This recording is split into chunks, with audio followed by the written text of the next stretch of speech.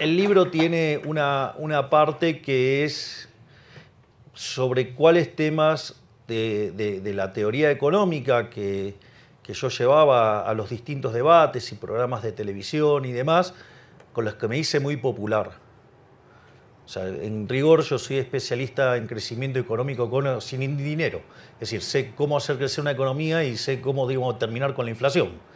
Entonces, digo, en esos temas, justamente, un país que lleva de ser el país más rico del mundo, hoy es 140, un país que recibía gente de todo el mundo, que hoy tiene más de 50% de pobres, más de 10% de indigentes. Es decir, en el país que produce alimentos para 400 millones de seres humanos, con una presión fiscal del 70% en el sector que produce alimentos. Es decir, que el maldito Estado se lleva el alimento de 280 millones de seres humanos, hay 5 millones de argentinos que no le alcanza para comer.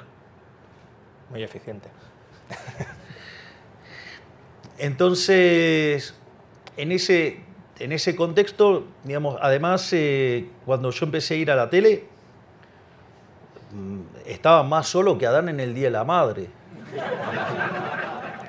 Porque, digamos, eran todos socialistas, todos colectivistas, todos políticamente correctos.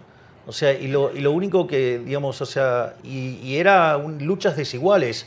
Eran 15-1, no es que, digamos, o sea, Gladiator era un chiste al lado de lo que me tocaba a mí.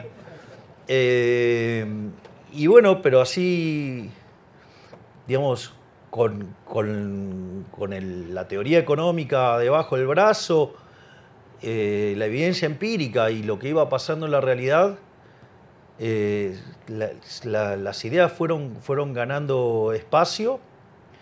Y básicamente la parte 2 son aquellos temas que a mí me parecen, cuando hice el libro para el 2022, que eran los más relevantes en ese debate. De hecho, digo, hoy se sigue discutiendo los temas de crecimiento, hoy se siguen discutiendo los temas de inflación, hoy se siguen discutiendo los temas del atraso cambiario. Es decir, hay uno que se llama atraso cambiario, cuando los economistas son parte del problema. De hecho, vengo de dar una conferencia esta semana frente a empresarios explicando, digamos, que eso del atraso cambiario está mal, pero no importa.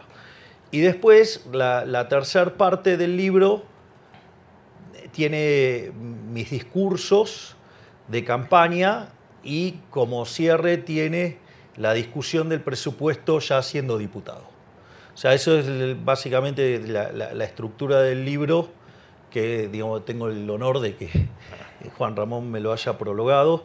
Y cuando digo liberalismo, digamos, ya lo sabés, digamos, yo suelo apalancarme sobre la definición que ha dado nuestro máximo prócer de la CIE de la libertad en Argentina, que es el profesor Alberto Venegas Lynch hijo, que dice que el liberalismo es el respeto irrestricto del proyecto de vida del prójimo basado en el principio de no agresión, esto es un tema no menor, lo remarco, y en defensa del derecho a la vida, a la libertad y a la propiedad.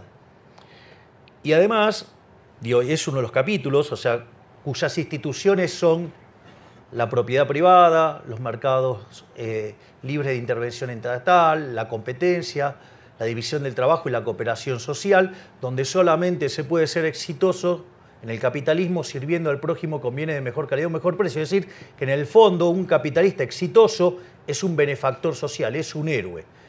Digamos, o digamos, si no lo podemos poner en los formatos de ancho basto, ¿no? Digamos, o sea, capitalismo, ahorro y trabajo duro. No hay nada más. No hay otra nada cosa. más que eso, no hay más misterio que eso. Entonces, siendo esto el liberalismo libertario, tú has dicho muchas veces, y creo que es así, que eres el primer presidente liberal libertario de la historia, al menos autodeclaradamente liberal libertario, sin duda alguna lo eres. ¿Qué crees que puede aportar el liberalismo libertario a Argentina? Si te parece, luego hablamos a corto y a largo plazo, pero a Argentina y al resto del mundo que no estén aportando ahora mismo otros movimientos políticos como, no sé, claramente el socialismo, la socialdemocracia, pero también el nacionalismo, el conservadurismo. Es decir, ¿cuál es el hecho diferencial del liberalismo libertario frente al resto de movimientos políticos?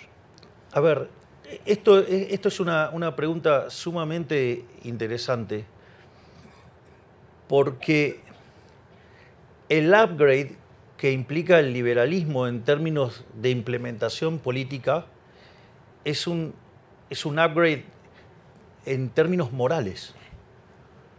Digo, pero esto no es una cuestión menor, porque lo voy a hacer con un ejemplo, digamos, quizás no es tan simple en España, digo, porque algunos de los padecimientos que tenemos nosotros no están, pero, por ejemplo, el control de capitales, ¿no? Es decir, el hecho de que uno no pueda decidir qué moneda comprar, en qué moneda quedarse. Bueno, eso por ejemplo, es una salvajada, digo, y es profundamente inmoral.